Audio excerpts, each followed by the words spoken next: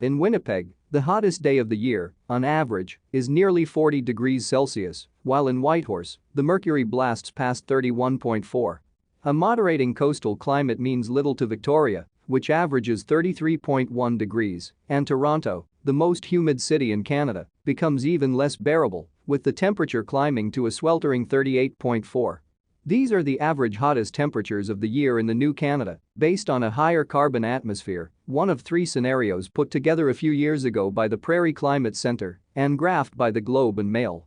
If climate change doesn't stop, Toronto will see over 100 days of searing hot weather, according to the University of Winnipeg's Prairie Climate Institute, which assembled the projected temperatures for Canadian cities as part of an interactive website that allows Canadians to see the likely impact of global warming on where they live.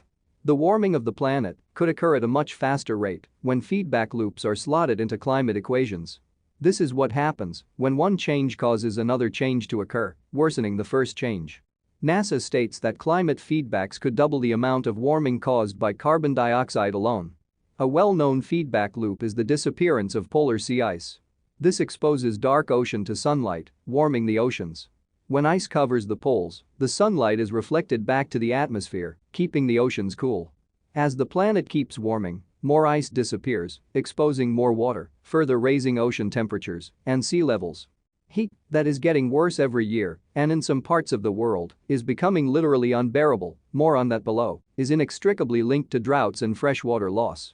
Here's how it works: a lack of precipitation in the mountains from a new or prolonged drought leads to a low snowpack, lessening the annual freshet that fills up rivers that convey fresh water into lakes and reservoirs.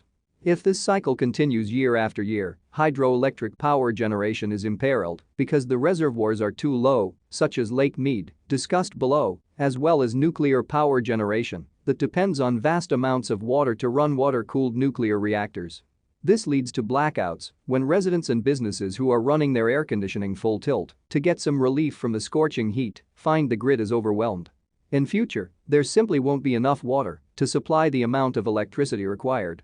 As the outside conditions become hotter, yet the power to cool becomes restricted and more expensive, residents are forced to move to cooler areas. Mass migrations pit migrants against existing inhabitants for increasingly scarce resources, including water, food, housing, jobs, etc., setting the stage for conflict on a global scale.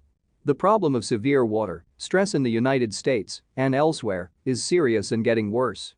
Water stress is what happens when the demand for water exceeds the amount available or when poor quality restricts its use. It most commonly occurs in areas where available water supplies have been overexploited, often due to agriculture or urban development. Most people are unaware that the amount of fresh water globally is extremely limited.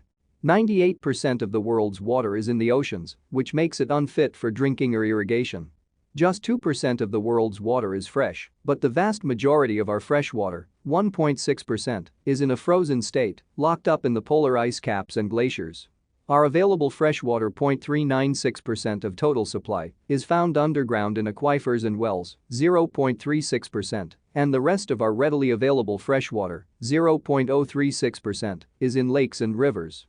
The remarkably small global resource of freshwater is in serious peril due to climate change, increased demand and polluted water supplies. National Geographic reminds us that, due to the water cycle, all the water around today was here in one form or another hundreds of millions of years ago. We've always had a relatively constant water supply throughout history, whether it's in freshwater, saltwater, glaciers, continental ice sheets, Greenland, the Arctic, or polar sea ice. The trouble with this fact is it leads to complacency about the availability of freshwater. We think we'll always have enough, especially in the developed world, where freshwater is only ever a tap turn away. We don't realize that water is a finite resource that the planet is in serious danger of running out of. According to the UN, demand for water is expected to grow 55% by 2050, with most of the need, 70%, driven by irrigation, to feed the expanding global population, expected to hit 10 billion by 2050. Water for energy use is forecast to rise by 20%.